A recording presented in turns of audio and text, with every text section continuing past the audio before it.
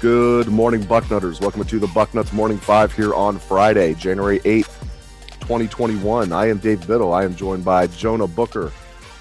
JBook, it's been 3 weeks since we've done a show together. 2 weeks ago, Christmas. Last week, New Year's Day.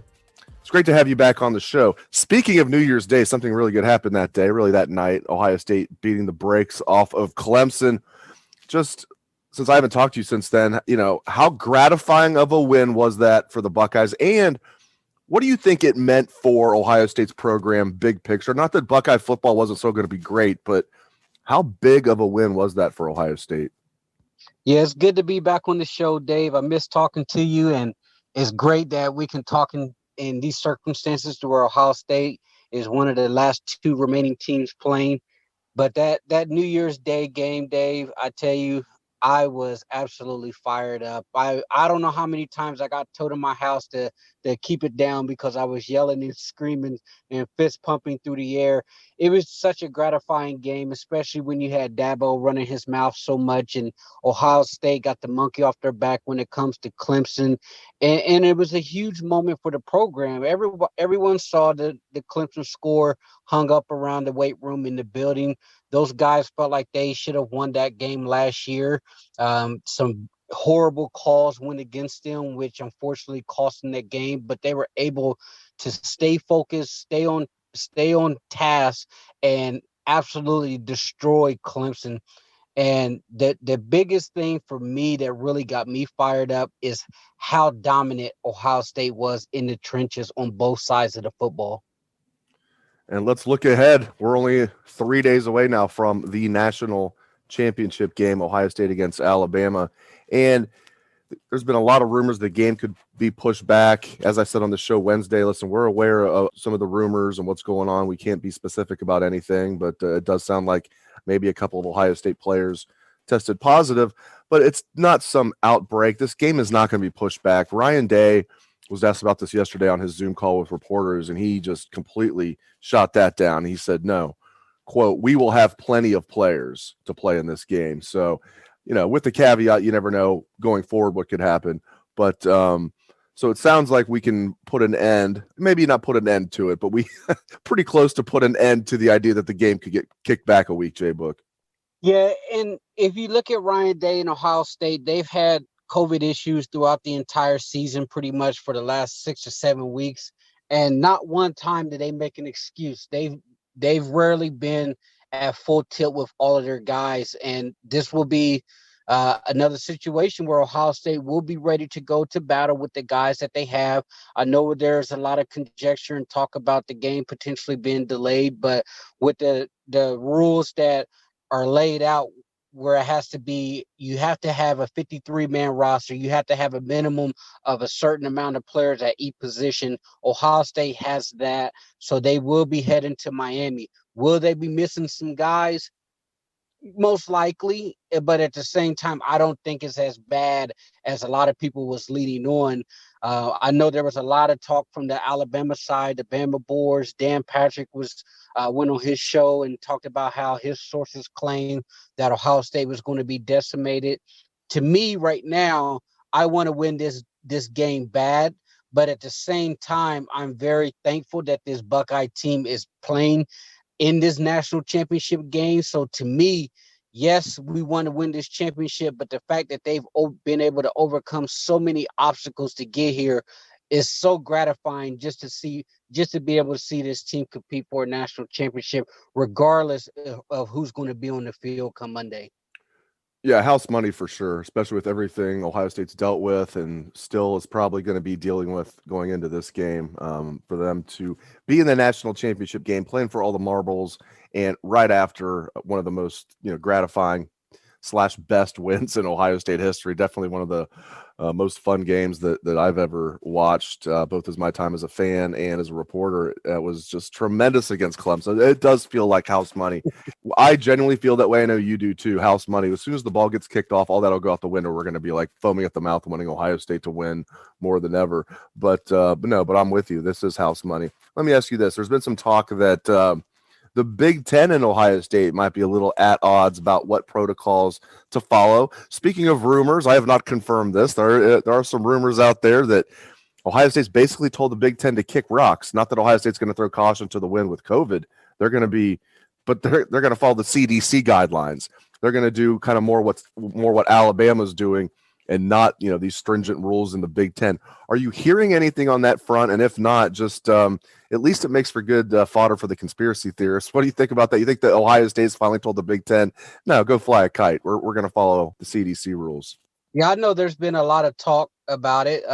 If they did it, then hats off to Gene Smith and Ohio State, because it's about damn time. Because we've been saying it for weeks. Like, what would a Big Ten do to Ohio State if they told them to go kick rocks? There's nothing Kevin Warren and the Big Ten can do at this point to Ohio State. It's ridiculous anyways that the Big Ten rules are more stringent than the CDC. They should update their policy. It's an unequal playing field for Ohio State to be going into crucial games testing the way that they're testing when Clemson's not testing the same way and Alabama's not testing the same way. And I know we had it in the boarding house there that pretty much the SEC and the Big Ten were having conference call, and the SEC said, hey, we're going by our rules. The Big Ten, if you have to go by your rules, then that's the bed that you've made. And at this point, if Ohio State is moving in that direction, then hats off to them, because that right there tells me that the stakes are too high to allow Kevin Warren and the Big Ten to handcuff them on the biggest stage in the game. All right, we're going to get into keys to victory for the Buckeyes in a moment. Before we get to that, speaking of a key to victory, Justin Fields' health.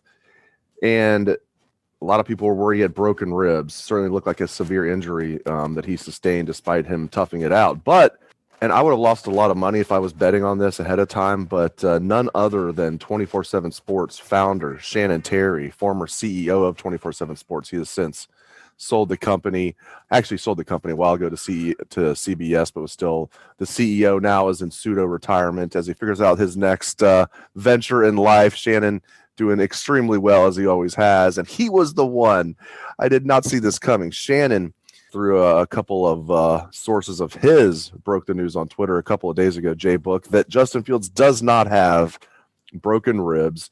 And yeah, he's sore. He's bruised up, but no broken ribs. And as Shannon said, he will be fine for the game. I was able to subsequently confirm this through sources of my own. So fantastic news there that Justin Fields, while I'm sure not feeling 100%, and maybe he'll be 100% by Monday, but fantastic news that it was nothing serious like broken ribs. Absolutely. And it is really great to hear. I suspected that would be the case. We heard the rumors that he would be fine. If you look at the way he played that game, he was out there after the hit, dropping dimes all over the field. I mean, that 60-yard bomb to Chris Olave there after he came back into the game was an absolute beauty. If he had broken ribs, no matter if they had given him a shot in the tent when he went in there, he would still be grimacing and feeling the pain of that broken ribs later on in the game. I know we saw it, right afterwards, that touchdown in the corner to Chris Olave, he was grimacing, but the way he finished the game tells me that yes, he may be hurting, he may be sore, but I don't think there's any structural damage for Ohio State fans to worry about. I fully expect Justin Fields to come out, play his best game, one of his best games again as an Ohio State Buckeye. Right now, he's in the zone. He's showing that he is one of the top quarterbacks in the country, him and Trevor Lawrence, 1 and 2.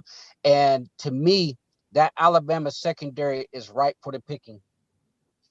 All right, let's get to keys to victory for the Buckeyes. You can throw in what concerns you the most, what you're most optimistic about. Just what are keys for the Buckeyes to pull off this upset? Yeah, we always say this is a Bucknuts Morning 5, but going into this game, Dave, and this conversation we're about to have, I'm about to go into detail on some of the things that I look at, so we may go over our time slot, but hey, this is the national Good. There's no time slot. Go, my man. Go. Yeah, And right after this game, just going back and watching what Ohio State does and what Alabama does best, I truly believe this is a really bad matchup for Alabama when it comes to their defense, because what did we see from Alabama throughout the year whenever they gave up a lot of yards and a lot of points? It was always wide receivers and teams that can really stretch the field. Notre Dame was not athletic enough for Alabama. They did not have the speed on the perimeter to really threaten them. Which you look at Ole Miss, you look at Florida, those teams where Alabama really struggled on that defensive side of the football, they had guys that can get down the field. Ohio State has that in three guys, in Chris Olave and Jameson and Garrett Wilson. And what was the issue that Nick Saban said the last time Ohio State had faced him? He was really concerned about Devin Smith blowing the top off the defense. So what did he have to do? He had to pull the safeties out of the box. He had to bring guys out of the box because he was so concerned about Devin Smith. Well, Ohio State has three guys that can really pop the top off the defense. So that means that they have to respect what Ohio State can do stretching the field. So to me, that is going to be a huge indicator that Trey Sermon will have a big game, because that offensive line, they're playing at a high clip right now. And once you start moving guys off the ball and Ohio State offensive line starts getting guys with a hat to a hat, and you start seeing them getting to that second level to Dylan Moses and those Alabama linebackers, that's when you're going to start seeing Trey Sermon ripping off 6, 7, 22, 24, 23-yard runs, because you cannot stop everything with this Ohio State offense. You cannot respect the pass with Olave going over the top or Garrett Wilson and still try to slow down this running game. And now that Ohio State has thrown the tight ends on tape, that you have to account for those guys, because at any moment that tight end can leak out to the flat, and if your guys aren't paying attention. So to me, I think this is a major mismatch for Ohio State offense versus the Alabama defense. And I mentioned those teams that Alabama struggled against who can stretch the field. The one caveat that makes Ohio State different, those teams did not have a power run game to complement their ability to stretch the field. So that's what Ohio State has. They can hit you with a variety of ways. You want to stack the box? Okay, go ahead. As long as the offensive line can give Justin Fields adequate protection, we'll pick you apart going down the field if that's what you want to do. So to me, I think that is going to be the biggest factor. The big question is going to be is, can Kerry Combs get enough stops on the defensive side of the football? Because Alabama's going to get theirs. Their offense is too potent. You can't expect to go into this game shutting them down. It's just going to be, can you get enough adequate stops to get the ball back into your offense hands? And to me, I think the magic number is going to be anywhere between 3 to 4 stops. If the defense can get off the field 3 to 4 times with change of possessions, turnovers, forcing the punts, that right there will have Ohio State making this a fourth quarter game. You had me at, this is a bad matchup for Alabama. When you said this is a bad matchup for, it was like ... Is he going to say Ohio State? I love it. Bad matchup for Alabama. Sign me up for that. Great stuff as always from Jonah Booker. Really appreciate it, JBook. And thank you to all listeners for tuning into the show. We appreciate that very much. Have a great weekend, Bucknutters.